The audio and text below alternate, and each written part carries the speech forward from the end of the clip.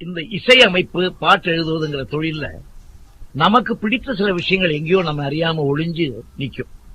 வேற யாராவது கம்போசிஷனை கேட்டா கூட அந்த சாயல் வந்துரும், இல்ல அந்த சாயல் அறியாம வந்துரும்.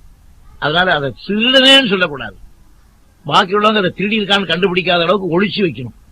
அதை ஓப்பனா திருடிட்டான்னு தெரியற அளவுக்கு வச்சுக்கூடாது.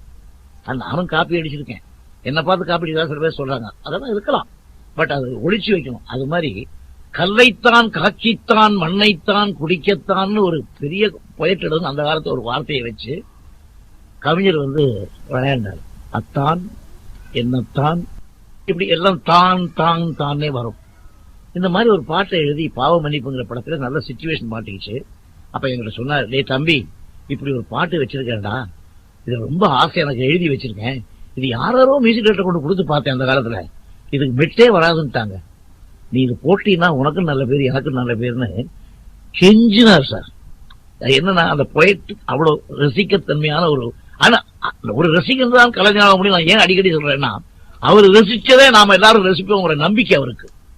என்கிட்ட கொடுத்தாரு. ஏன் வரமாட்டான்னு சொன்னாங்க, நம்ம ட்ரை பண்ணி பார்ப்போம்னு ஆரம்பிச்சேன். இதான் ஸ்டைல். அத்தான் என்னைத்தான், அது இப்படி அத்தான் என்னைத்தான், மத்தியில எவ்வளவு கேப் இருக்கு பாருங்க. அத்தான் ஏவிஎம் செட்டியார் சொன்னார், இது என்ன பாட்டுது, மத்தியில இவ்வளவு கேப் இருக்கே, வெத்தனை பாக்கு மடிச்சு போற நேரம் இருக்கு, இப்படி பண்ணிருக்கான விஸ்வநாதன் கண்ணதாசன் சேர்ந்து.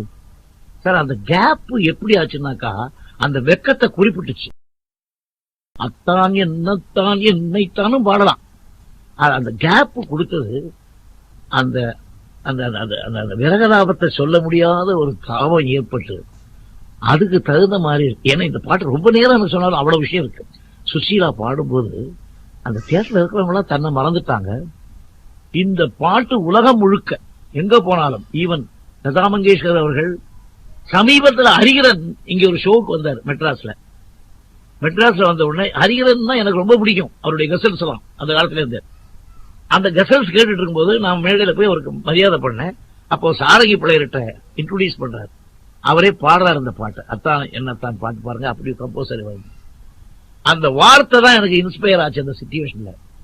அப்படி ஒரு அருமையான பாட்டு, எல்லாருக்கும் பிடிச்ச பாட்டு, வடநாட்டுல எல்லாரும் கேட்டு எல்லா நாட்டிலையும் சந்தோஷமான ஒரு பாட்டு அது. இன்னைக்கு கேட்டாலும், இன்னைக்கு டிவியில பார்த்தாலும் அந்த பிக்சரைசேஷன், அந்த டேக்கிங், அந்த சாங்குடைய எஃபெக்ட்ஸ் அவ்வளவும் 100% கொடுத்துருக்காங்க.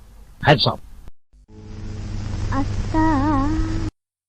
என்னத்தான் அவர் என்னைத்தான் எப்படி சொல்வேனடி,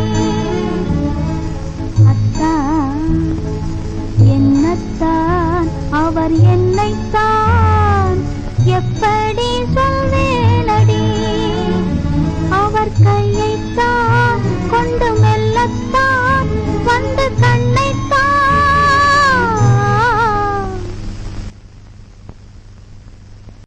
எப்படி சொல்வேனடி, அத்தான் என்னத்தான் அவர் என்னைத்தான் எப்படி சொல்வேனடி.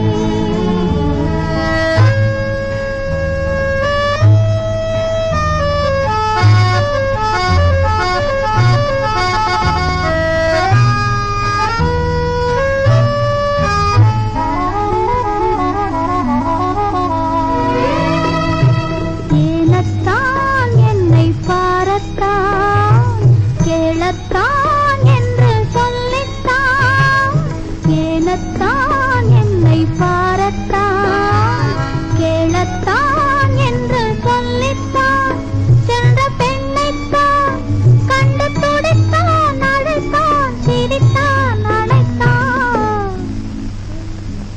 எப்படி சொல்வேனடி, அத்தான் என்னத்தான் அவர் என்னைத்தான் எப்படி சொல்வேனடி.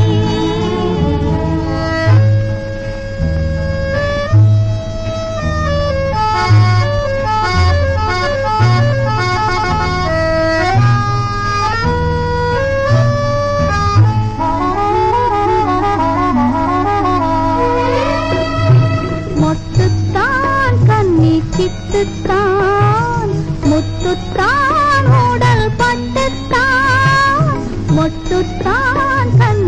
விட்டுத்தான் முத்துத்தான் உடல் பட்டுத்தான் என்று தொட்டுத்தான் கையில் இணைத்தான் வளைத்தான் சிரித்தான் அடைத்தான் எப்படி சொல்வேனடி அத்தான் என்னத்தான் அவர் என்னைத்தான் எப்படி சொல்வேனடி அவர் கையைத்தான் கொண்டு மெல்லத்தான் வந்து கண்ணைத்தான்